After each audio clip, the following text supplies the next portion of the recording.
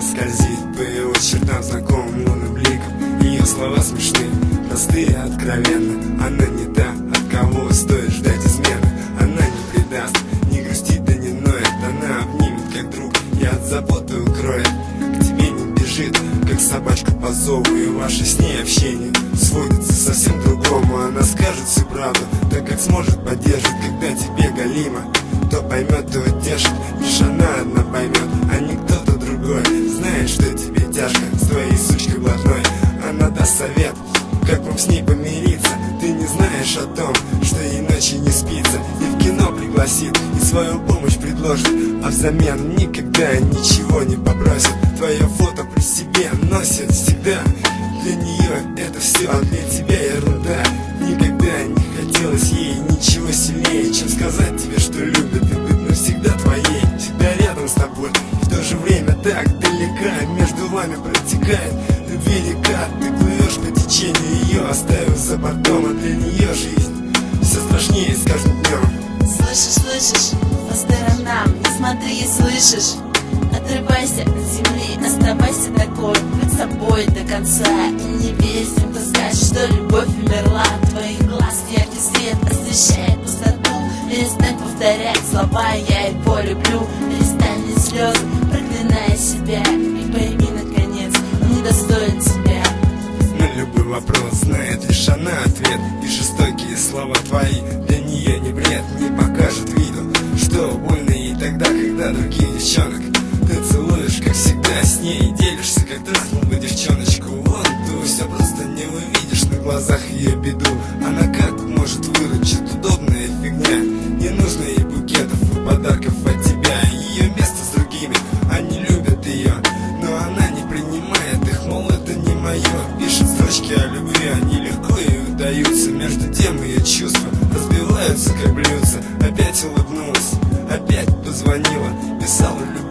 Зря думал, что она шутила, шутка удалась, да, в оба посмеялись. Но на фразу «ты моя» она уже не откликалась. О проблемах своих она тебе не говорила, и все, чем сердце жило, другим нет, не открыла. Лишь мечтала и хранила свою любовь к тебе.